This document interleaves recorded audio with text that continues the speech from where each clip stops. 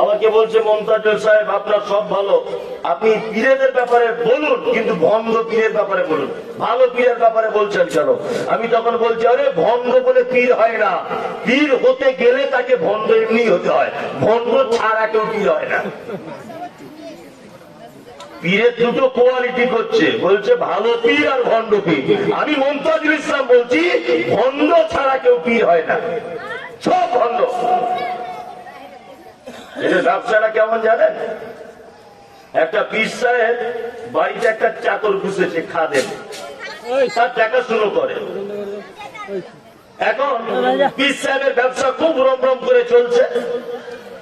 এখন এই খাদেমটাকে বলছে আমার তো বয়স হয়ে গেল, তোর আর বেতন বেতন দিতে পারবো না, এক কাজ কর তুই বাড়ি চলে যা। খাদেম তখন বলছে হুজুর আমি কি করে খাবো?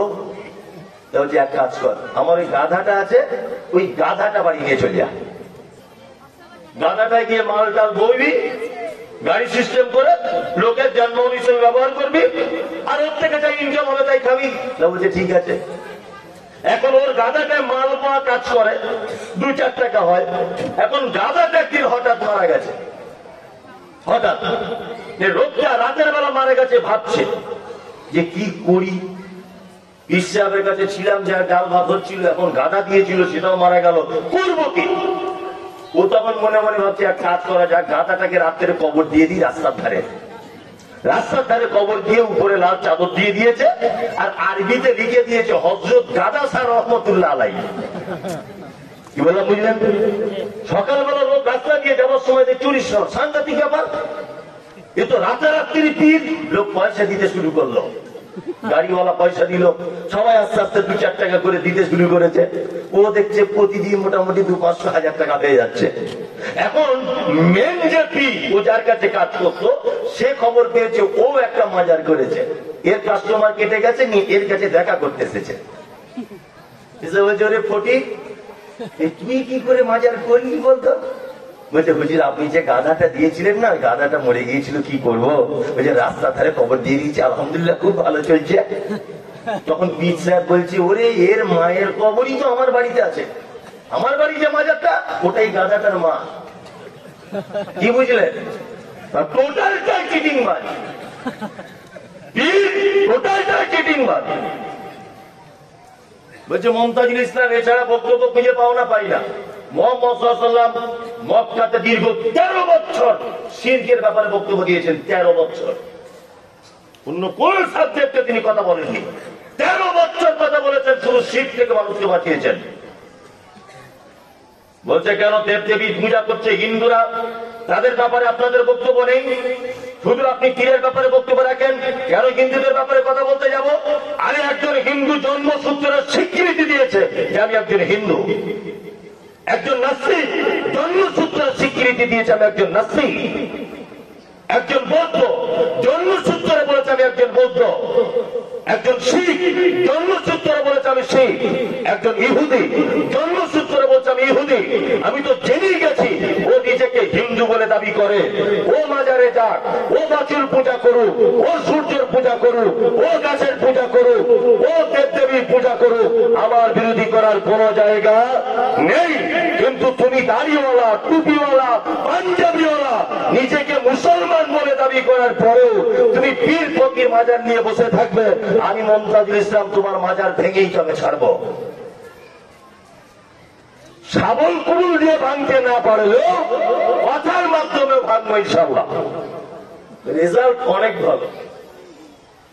হাজার হাজার মানুষ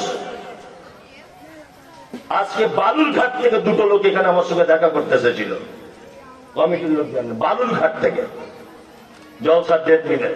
একজনা বলছে যে গত বছর পর্যন্ত আমি চাদর চড়িয়ে এসেছি, আল্লাহর কসম করে বলছি গত বছর পর্যন্ত চাদর চড়িয়ে এসেছি আমি। আপনাদের বক্তব্য শুনে আলহামদুলিল্লাহ সঠিক ইসলাম বুঝতে পেরেছি। কাজ হয় না কে বলেছে? কে বলেছে কাজ হয় না? কাজ হয়। মুহাম্মদ সাল্লাল্লাহু আলাইহি ওয়াসাল্লামের 3 বেটা মারা যাবার পিছনে কারণ আছে।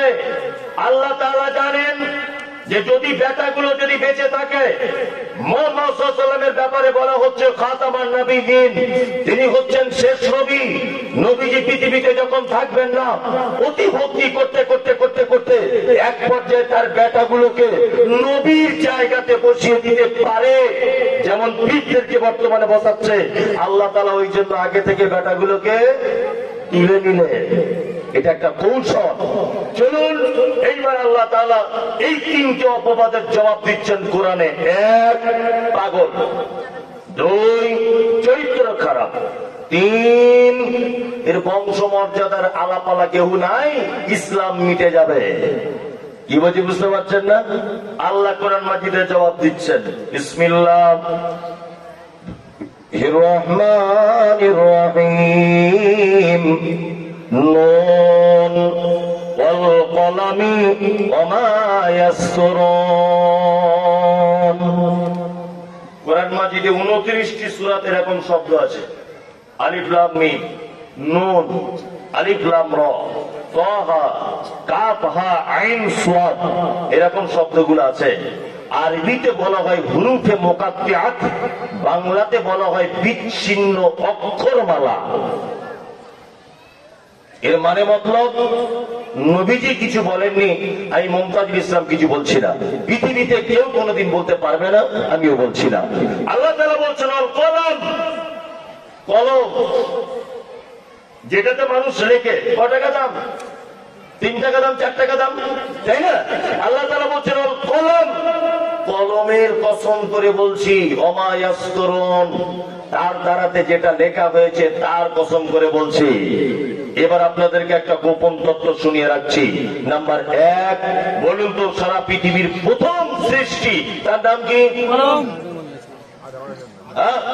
না, সারা পৃথিবীর প্রথম তৈরি করা হয়েছে তার নাম কলম।